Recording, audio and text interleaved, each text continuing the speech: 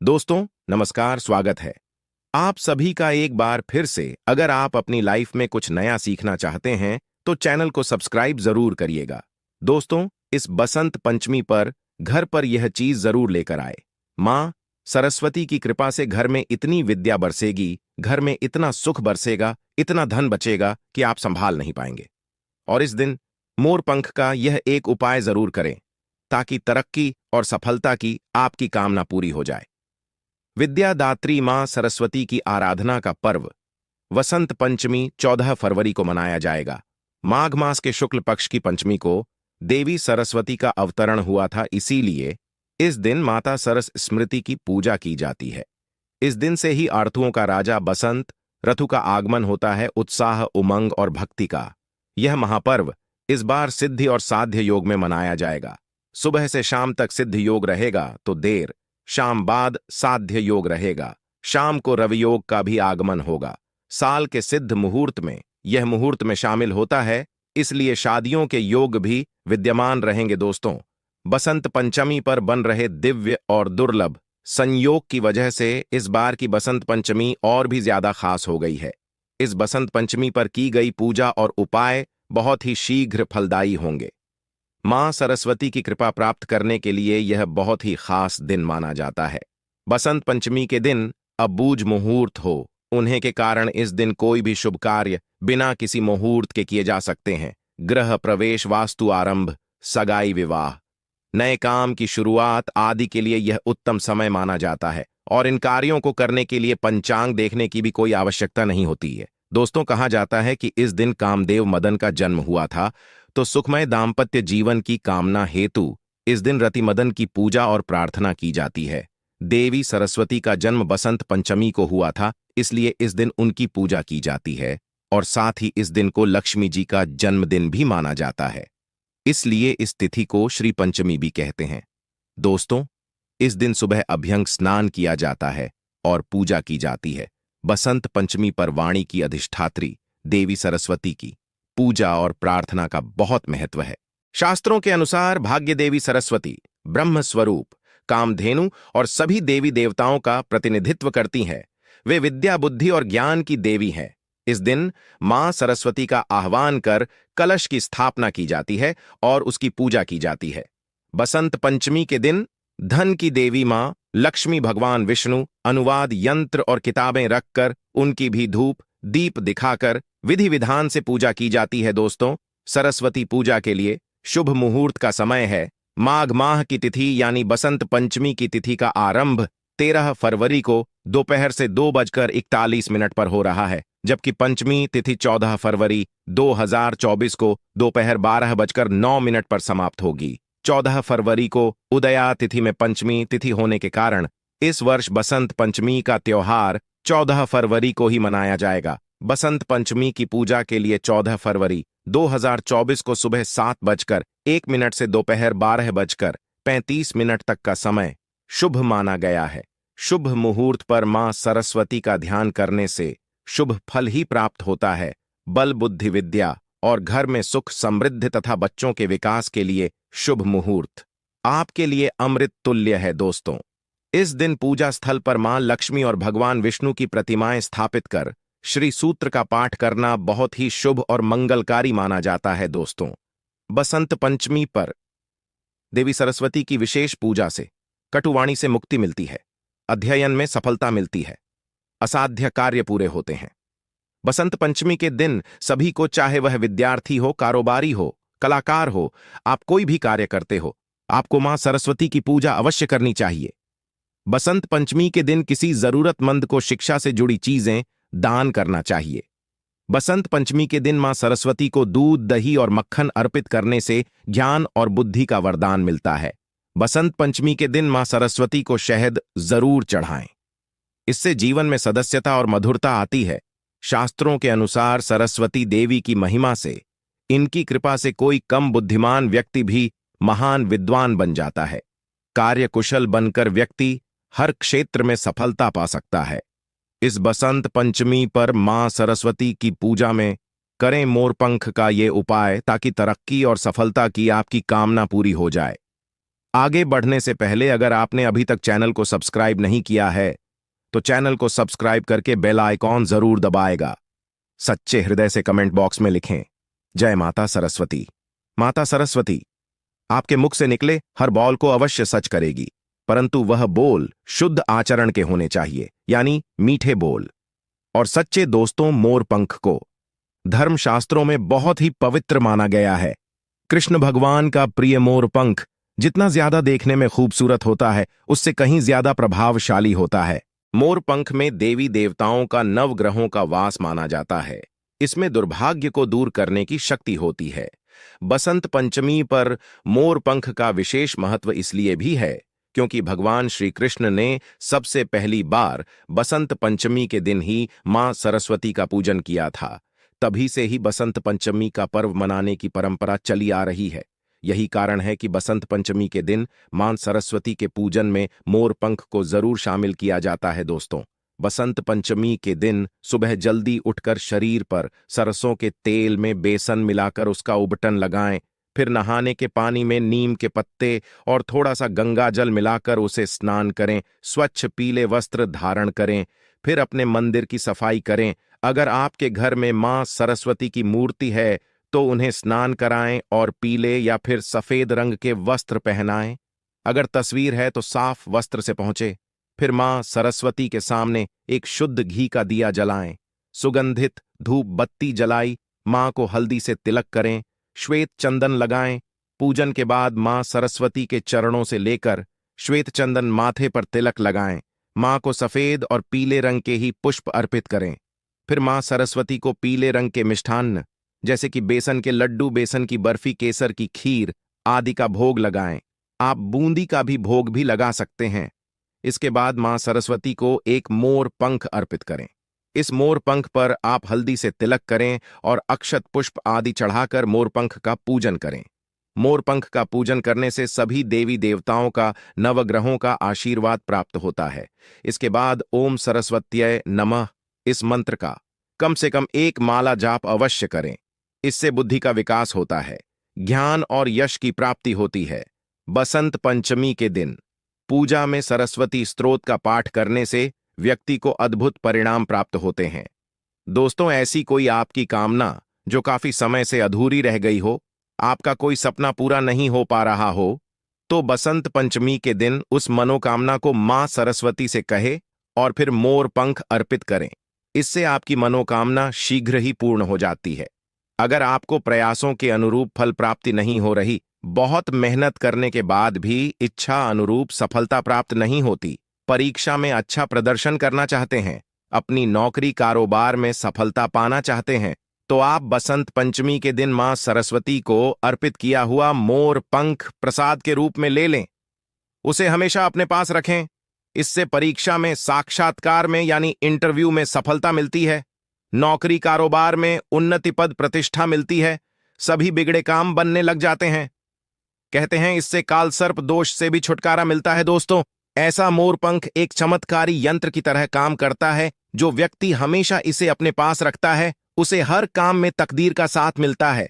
अपनी जेब में या डायरी में या फिर गाड़ी में मोरपंख रखने से राहु दोष दूर हो जाते हैं। अगर आपको व्यापार व्यवसाय में दिक्कतों का सामना करना पड़ रहा है, पर्याप्त आमदनी नहीं होती, धन की समस्या हर पल सताती है, तो आप मां सरस्वती को अर्पित किया हुआ मोरपंख अपने घर या कार्यस्थल की दक्षिण पूर्व दिशा में स्थापित करें। इससे धन विषयक हर समस्या दूर हो जाएगी, अड़चनें दूर होकर व्यवसाय में बरकत होगी। अगर आपके महत्वपूर्ण कार्य रुक जाते हैं, अटक जाते हैं, तो कार्यों में आ रही विघ्न बाधाएं दूर करने के लिए आप अपने बेडरूम के दक्षिण पूर्व दिशा में मोर पंख लगाए। इससे रुके हुए कार्य पूर्ण होने के योग्य बनते हैं। दोस्तों, आपके घर में अगर अशांति है, लड़ाई झगड़े क्लेश कला होते रहते हैं, परिवारजनों की आपस में नहीं बनती, तो समझ जाएं आपके घर में नकारात्मक शक्तियों का साया है।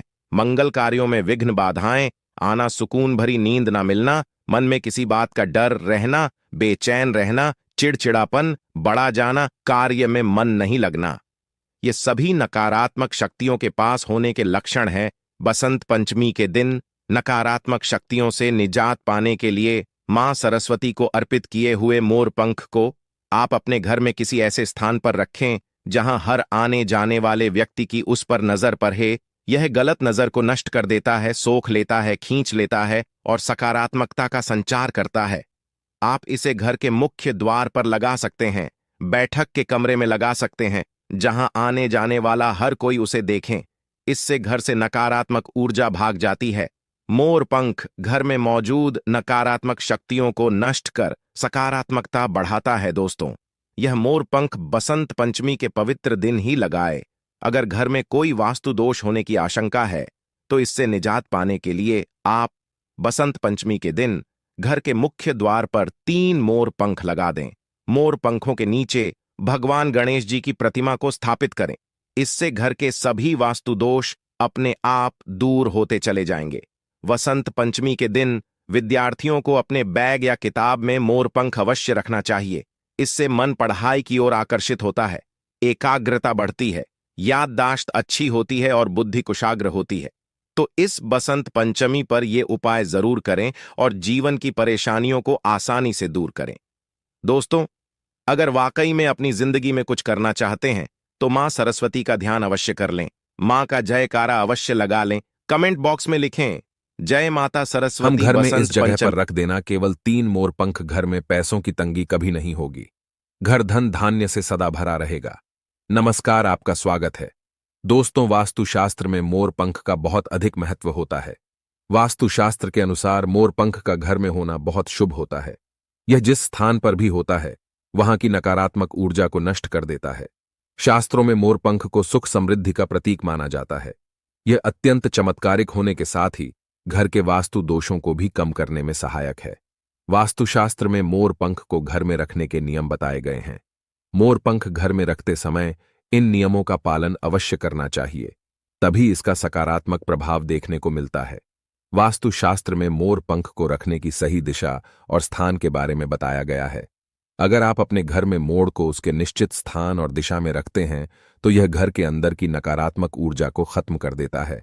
मोर पंख घर में रखने के बहुत से फायदे हैं, लेकिन धन संपत्ति के आकर्षण के लिए इसका सबसे अधिक उपयोग किया जाता है।